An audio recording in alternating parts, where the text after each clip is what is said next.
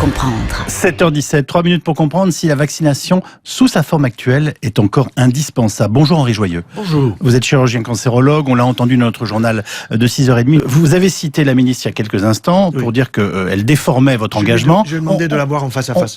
C'est très bien, on va l'écouter. Ah donc, d'accord. Il n'est pas responsable de laisser croire que les vaccins sont mauvais pour la santé. Les vaccins, c'est une des grandes conquêtes du siècle dernier en particulier. Ça a fait reculer des maladies. Se vacciner, c'est la meilleure manière d'éviter certaines maladies et d'éviter que certaines maladies ne s'enracinent dans les pays.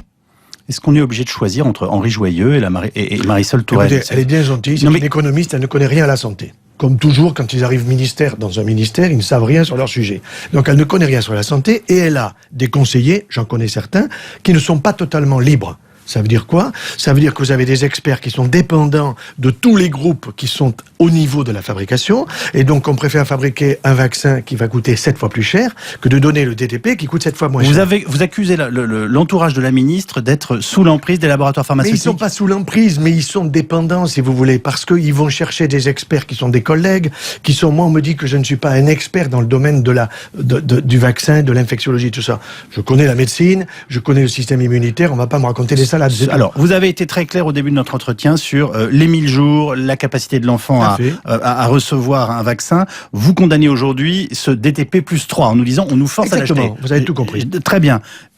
Diriez-vous qu'il est dangereux pour la santé des enfants et est-ce que c'est avéré? Alors, bien sûr que non. Il y a eu, il y a eu une campagne de vaccination pour des enfants qui étaient des jeunes collégiens, si vous voulez, grosso modo 6e, 5e, contre l'hépatite B. Mon propre fils, on lui a dit, petit, tu vas te faire vacciner. Il est venu, il m'a dit non, je lui ai dit non, tu ne seras pas vacciné. Oui, mais tous mes copains le seront. Eh ben, toi, tu ne le seras pas. Bon. Et qu'est-ce qui s'est passé? Vous avez eu 65% de plus de sclérose en plaques dans les années qui ont suivi. Oui. Alors, on vous dit, ah oui, mais les neurologues, nous sommes bons, nous faisons des diagnostics beaucoup plus facilement qu'on ne le faisait avant. Ou alors, eh ben oui, le vaccin, il a fait sortir une maladie qui était en préparation. Qu'est-ce que c'est que ce système?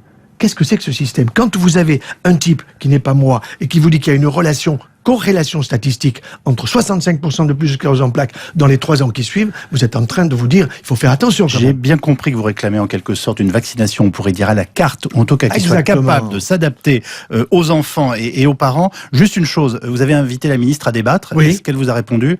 J'attends. Vous venez de la traiter d'incompétente à l'antenne, donc c'est pas très facile pour commencer le dialogue. Non. Moi, elle m'a traité d'un type qui était absolument rétrograde. Donc quand même, je peux lui répondre. Merci professeur Joyeux, chirurgien cancérologue. 3 minutes pour comprendre l'actualité. C'est tous les matins sur RT. On veut vacciner les gosses à 2 mois.